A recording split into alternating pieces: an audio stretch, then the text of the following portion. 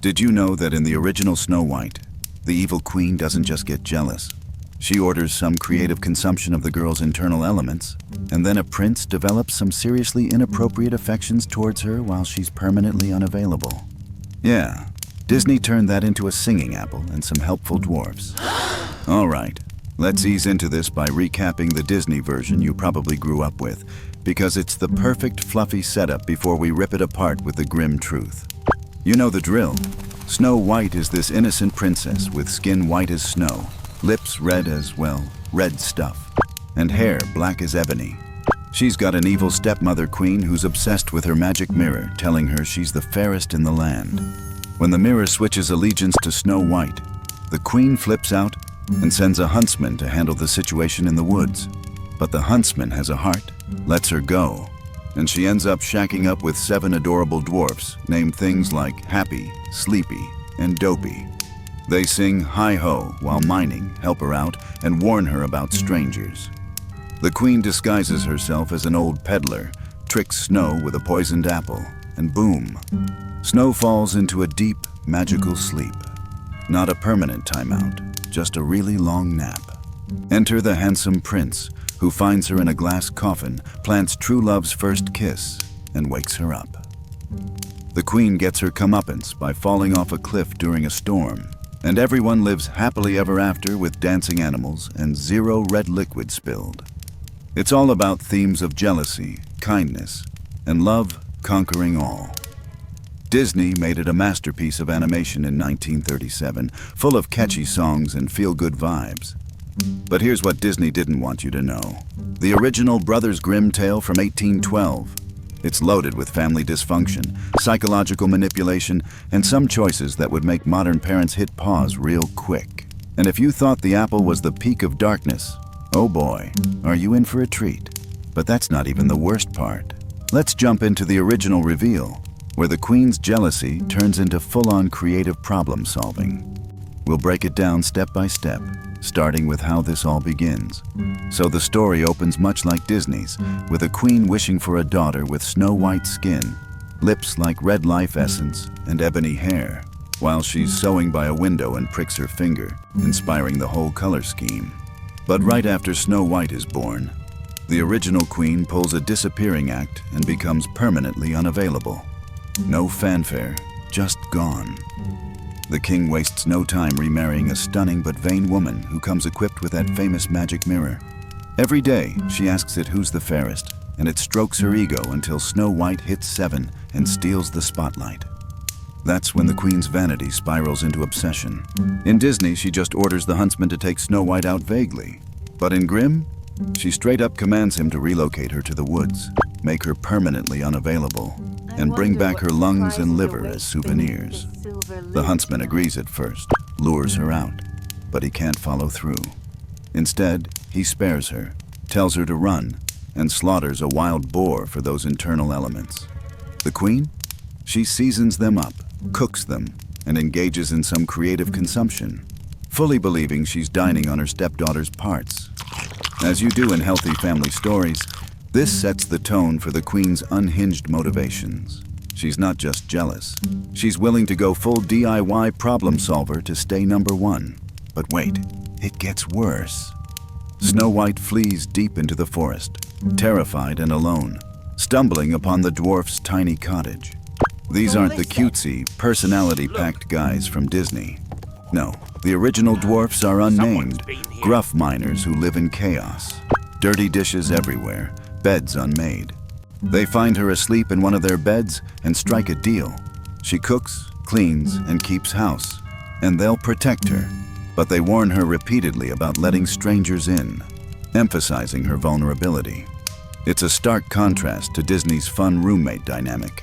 Here, it's more like a survival pact amid potential energetic disagreements. And the queen? She doesn't quit after one failed attempt. Back at the castle, the mirror spills the beans that Snow White is still around, fairer than ever.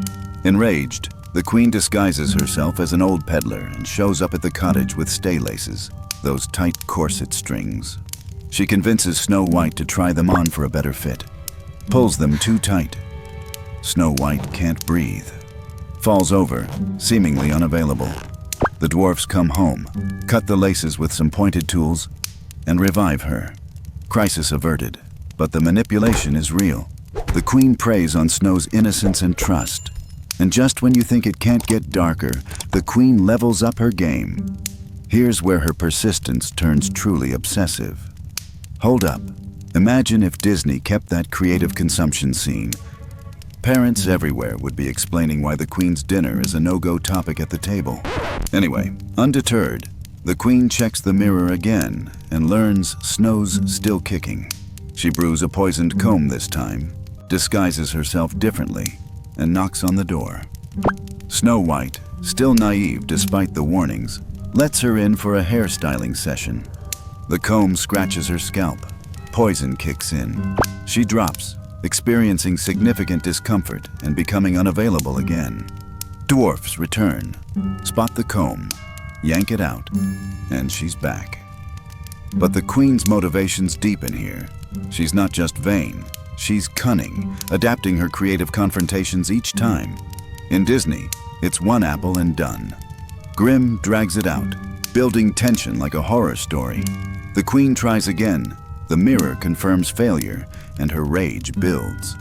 But wait, it gets worse. Third time's the charm for the queen. She crafts that poisoned apple, half safe, half deadly, and shows up as a farmer's wife. Snow White's hesitant now, but the queen eats the safe half to prove it's fine. Snow bites the bad side, chokes, falls into a deep, unavailable state. No breathing, no pulse.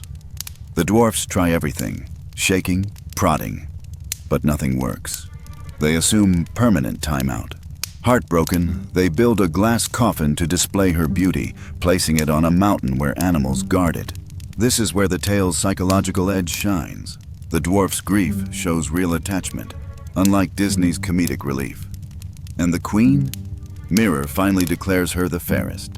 She thinks she's won through sheer manipulative persistence. But here's where it gets really interesting. The prince enters, and his role is way more disturbing than Disney's romantic hero. Quick fact for your next trivia night: the Grimm Brothers based this on real folklore, where mirrors symbolize truth, but the queen twists it for her ego trips. Now, onto the prince. In Disney, he searches for her, finds the coffin, and kisses her awake with pure love. Sweet, right? Original? Not so much. A random prince wanders by the mountain, spots the coffin, and sees Snow White lying there, all preserved and unavailable. He instantly develops some seriously inappropriate affections towards her in that state. Begs the dwarfs to sell him the coffin, yes, with her inside, like she's a collectible. The dwarfs refuse at first, but he persists, offering riches. They cave, feeling sorry for his grief. His servants carry the coffin away, but they trip over a tree root. The jolt dislodges the apple chunk from Snow's throat. She coughs it up, wakes suddenly. No kiss, just physics and clumsiness. She marries the prince anyway, but let's be real. His initial interest screams creepy fairy tale logic, with vibes of predation towards the permanently unavailable that Disney smartly erased. But wait, it gets worse. The revenge gets creative at the wedding. The queen, hearing about it, checks her mirror and realizes Snow's alive. She crashes the party in disguise, but gets recognized. Snow White, now empowered, orders iron shoes heated in toasty elements. The queen's forced to wear them, performs an extended dancing experience, keeps going until she becomes permanently unavailable. No cliff fall, just a drawn-out, toasty consequence. Sarcastic aside, because nothing says happily ever after like making your stepmom do the hot shoe shuffle.